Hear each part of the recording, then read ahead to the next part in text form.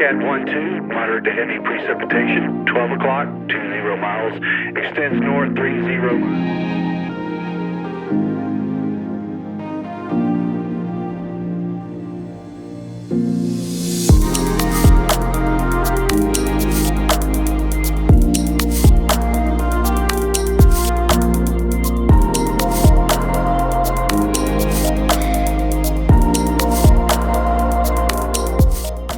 For the most part, there have been installation issues on Sim Update 13. We've fortunately found a fix from the team within a few hours. Besides that, we have plenty of ground to cover today, so sit tight and hit the subscribe button, as we have to cover development, marketplace, freewares, events, and not to forget last week's giveaway winners to be announced today. Thanks for tuning in, and I'm Chikmanglo.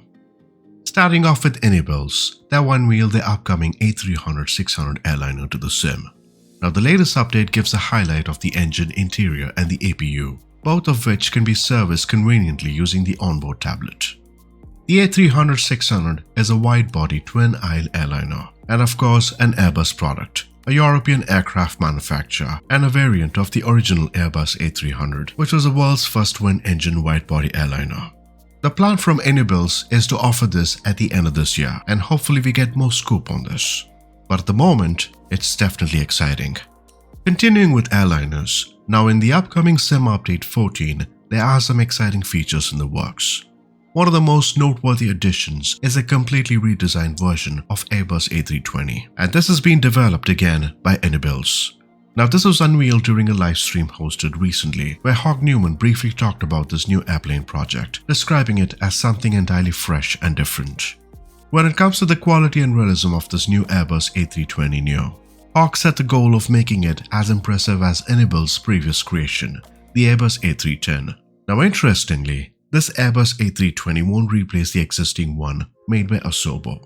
The idea is to coexist side by side, and this brings a good point here. One may wonder what difference it can make to the fly-by-wire version of Phoenix. Of course, you don't need to spend $50 for this, as this would be an in-sim product, hopefully. But let's see if this is offered to us for free and something to definitely keep track of. Coming to Phoenix, we were supposed to see some updates there. Now the team had the option to release Block 2 update right away using the new IAE engines.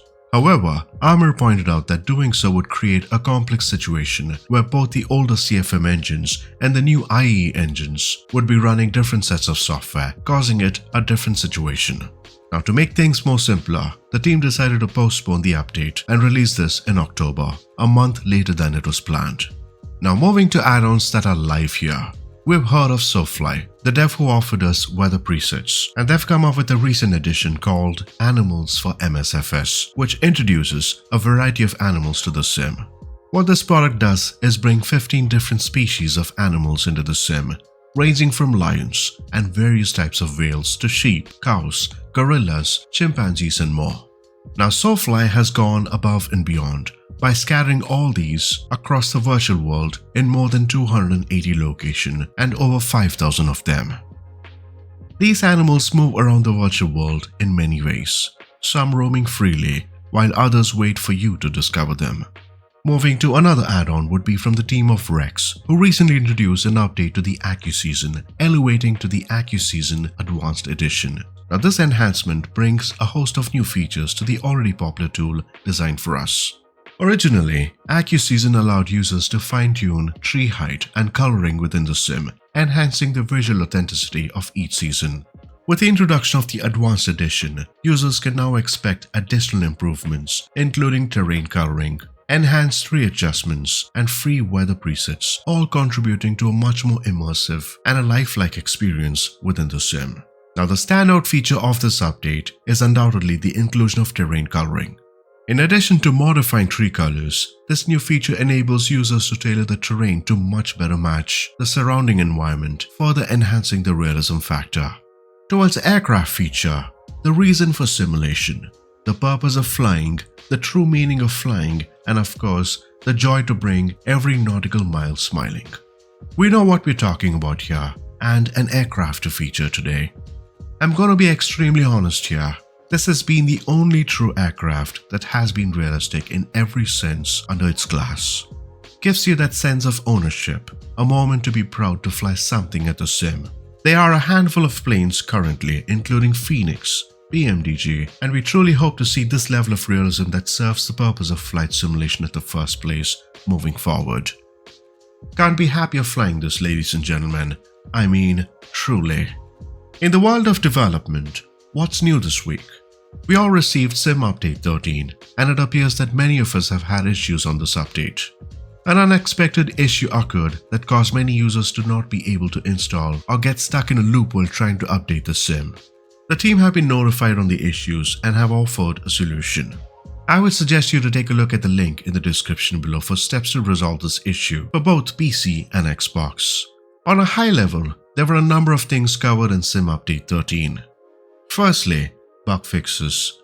General bugs from the white dot fix to the horizon line. Updates to the Garmin 3000 and the 5000 series.